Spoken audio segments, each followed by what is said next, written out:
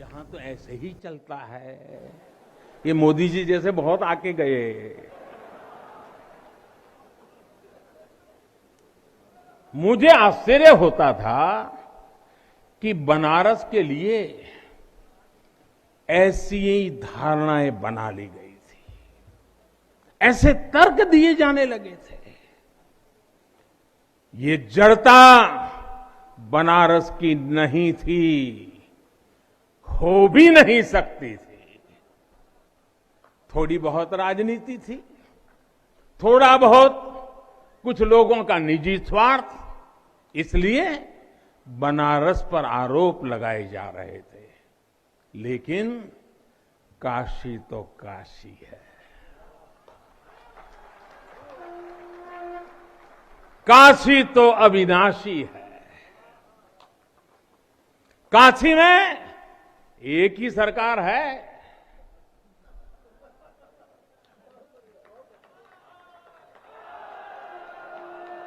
जिनके हाथों में डमरू है, उनकी सरकार है। जहां गंगा अपनी धारा बदलकर बहती हो, उस काशी को भला कौन रोक सकता है। काशी खंड में भगवान शंकर ने खुद कहा है, विना मम प्रसादम वै कह काशी प्रति प्रद्युत्ते। अर्थात बिना मेरी प्रसन्नता के काशी में कौन आ सकता है, कौन इसका सेवन कर सकता है।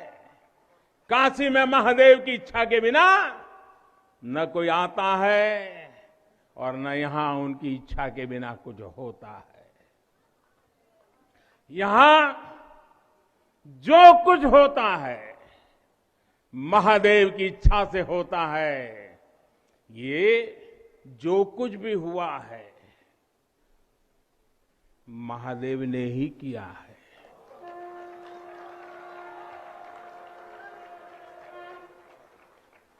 ई विश्वनाथ धाम तो बाबा आपन आशीर्वाद से बनेले हुन। उनकर इच्छा के बिना का कोई पत्ता हिल सकेला। कोई कितना बड़ा हवे तो अपने घरे का होइए, ऊ बोलिए तबे कोई आ सकेला, कुछ कर सकेला।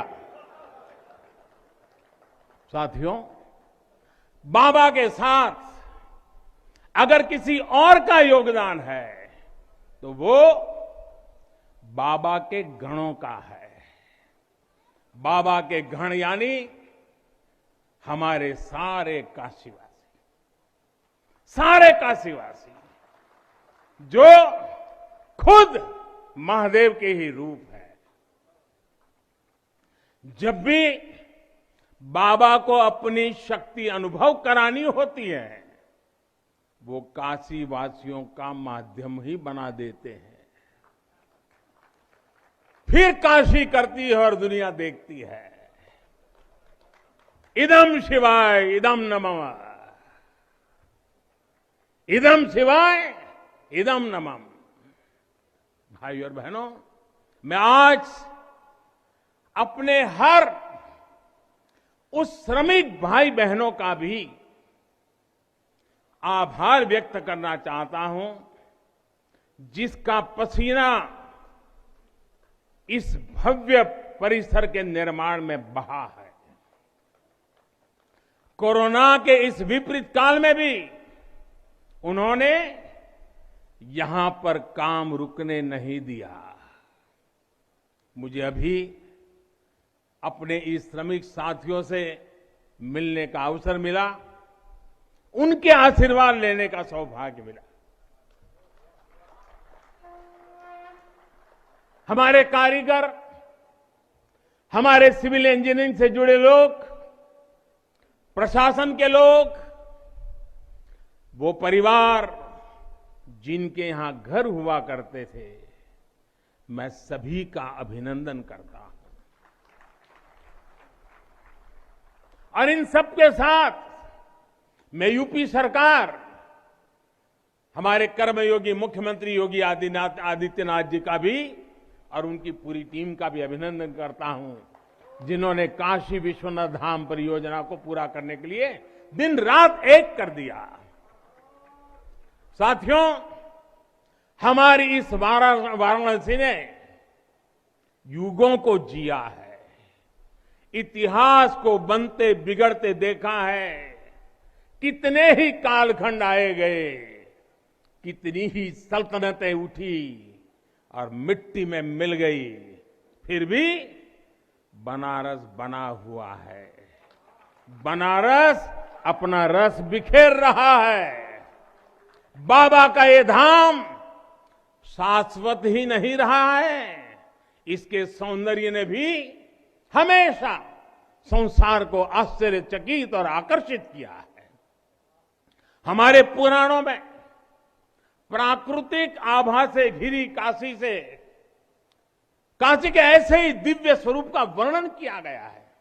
अगर हम ग्रंथों को देखेंगे, शास्त्रों को देखेंगे, इतिहासकारों ने भी वृक्षों, सरोवरों, तालाबों से घिरी काशी के अद्भुत स्वरूप का बखान किया है। लेकिन समय कभी एक जैसा नहीं रहता। आतताइयों ने इस नगरी पर आक्रमण किए, इसे ध्वस्त करने के प्रयास किए। औरंगजेब के अत्याचार, उसके आतंक का इतिहास साक्षी है। जिसने सभ्यता को तलवार के बल पर बदलने की कोशिश की, जिसने संस्कृति को कट्टरता से कुचलने की कोशिश की, लेकिन इस देश की मिट्टी बाकी दुनिया से कुछ अलग है। यहां अगर औरंगजेब आता है तो शिवाजी भी उठ खड़े होते हैं।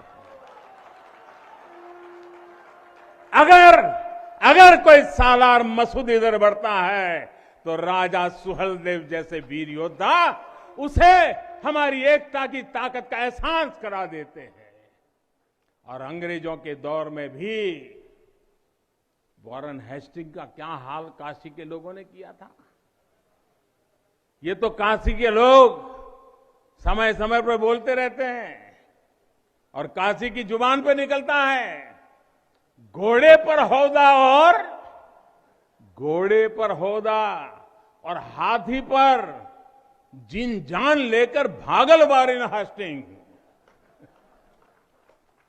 साथियों, आज समय का चक्र देखिए, आतंक के वो पर्याय इतिहास के काले पन्नों तक सिमट कर रह गए हैं। और मेरी काशी आगे बढ़ रही है, अपने गौरव को फिर से नई भव्यता दे रही है। साथियों, काशी के बारे में मैं जितना बोलता हूं उतना डूबता जाता हूं, उतना ही भावुक हो जाता हूं। काशी शब्दों का विषय नहीं है, काशी संवेदनाओं की सृष्टि है। काशी वो है जहां जागृति ही जीवन है। काशी वो है जहां मृत्यु भी मंगल है। काशी वो है जहां सत्य ही संस्कार है। काशी वो है जहां प्रेम ही परंपरा है।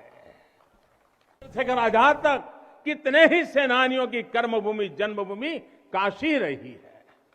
भारतेंदु हरिश्चंद्र, जयशंकर प्रसाद, मुंशी प्रेमचंद, पंडित रविशंकर और बिस्मिल्लाह खान जैसी प्रतिभाएं इस स्मरण को कहां तक लेते जाए, कितना कहते जाए, भंडार भरा पड़ा है। जिस तरह काशी अनंत है, वैसे ही काशी का योगदान भी अनंत है। काशी के विकास में इन अनंत पुण्य आत्माओं की ऊर्जा शामिल है। इस विकास में भारत की अनंत परंपराओं की विरासत शामिल है। इसलिए हर मत मतांतर के लोग, हर भाषा वर्ग के लोग यहां आते हैं तो यहां से अपना जुड़ाव महसूस करते हैं।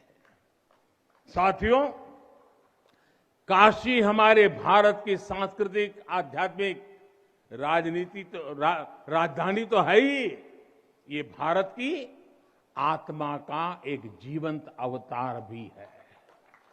आप देखिए, पूरब और उत्तर को जोड़ती हुई यूपी में बसी ये काशी, यहां विश्वनाथ मंदिर को तोड़ा गया तो मंदिर का पुनर्निर्माण माता अहिल्याबाई होलकर ने करवाया। जिनकी जन्मभूमि महाराष्ट्र थी, जिनकी कर्मभूमि इंदौर, माहेश्वर और अनेक क्षेत्रों में थी, उन माता अहिल्याबाई होलकर को आज मैं इस अवसर पर नमन करता हूं। 200-250 साल पहले उन्होंने काशी के लिए इतना कुछ किया था, तब के बाद काशी के लिए इतना काम अब हुआ है। साथियों, बाबा विश्वनाथ मंदिर की आभा बढ़ाने के लिए पंजाब से महाराजा रणजीत सिंह ने 23 मण सोना चढ़ाया था, इसके शिखर पर सोना मढ़वाया था। पंजाब से पूज्य गुरु नानक देव जी भी काशी आए थे, यहां सत्संग किया था। दूसरे सिख गुरुओं का भी काशी से विशेष रिश्ता रहा था। पंजाब के लोगों ने काशी के पुनर्निर्माण के लिए दिल खोलकर दान दिया था। पूरब में बंगाल की रानी भवानी ने बनारस के विकास के लिए अपना सब कुछ अर्पण किया। मैसूर और दूसरे दक्षिण भारतीय राजाओं का भी बनारस के लिए बहुत बड़ा योगदान रहा है। एक ऐसा शहर है जहां आपको उत्तर, दक्षिण, नेपाली, लगभग हर तरह की शैली के मंदिर दिख जाएंगे। विश्वनाथ मंदिर इसी आध्यात्मिक चेतना का केंद्र रहा है और अब ये विश्वनाथ धाम परिसर अपने भव्य रूप में इस चेतना को और ऊर्जा देगा। साथियों, दक्षिण भारत के लोगों की काशी के प्रति आस्था, दक्षिण भारत का काशी पर और काशी का दक्षिण भारत पर प्रभाव हम सब भली भांति जानते हैं। एक ग्रंथ में लिखा है, तेनोपयाथेन कदाचनात् वाराणसीम पाप निवारणम आवादी वाणी बलिना सविष्यन विलोक्य लीला वासरे विलिप्ता। कन्नड़ भाषा में कहा गया है, यानी जब सदगुरु माधवाचार्य जी अपने शिष्यों के साथ चल रहे थे तो उन्होंने कहा था कि काशी के विश्वनाथ पाप का निवारण करते हैं। उन्होंने अपने शिष्यों को काशी के वैभव और उसकी महिमा के बारे में भी समझाया। साथियों, सदियों पहले की ये भावना निरंतर चली आ रही है। मां कवि सुब्रमण्यम भारती काशी प्रवास ने जिनके जीवन की दिशा बदल दी, उन्होंने एक जगह लिखा है, तमिल में लिखा है, काशी नगर पुलवर पेसुम उरई दान कांजी इल के पदर कौर खरुवी सेवोम, यानी काशी नगरी के संत कवि का भाषण कांचीपुर में सुनने का साधन बनाएंगे। काशी से निकला हर संदेश ही इतना व्यापक है कि देश की दिशा बदल देता है। वैसे मैं एक बात और कहूंगा, मेरा पुराना अनुभव है। हमारे घाट पर रहने वाले, नाव चलाने वाले कई बनारसी साथी तो, और आपने भी कभी अनुभव किया होगा, तमिल, कन्नड़ा, तेलुगु, मलयालम इतनी फर्राटेदार तरीके से बोलते हैं कि लगता है कि कहीं केरला, तमिलनाडु या कर्नाटक तो नहीं आ गए। अब इतना बढ़िया बोलते हैं। साथियों, भारत की हजारों सालों की ऊर्जा ऐसे ही तो सुरक्षित रही है, संरक्षित रही है। जब अलग अलग स्थानों के क्षेत्रों के सूत्र से जुड़ते हैं तो भारत एक भारत श्रेष्ठ भारत के रूप में जागृत होता है। इसलिए हमें सौराष्ट्र सोमनाथम, सौराष्ट्र सोमनाथम से लेकर अयोध्या, मथुरा, माया, काशी, कांची, अवंतिका का हर दिन स्मरण करना सिखाया जाता है। हमारे यहां तो 12 ज्योतिर्लिंगों के स्मरण का ही फल बताया गया है। तस्य तस्य फल प्राप्ति ही भविष्यति न संशय।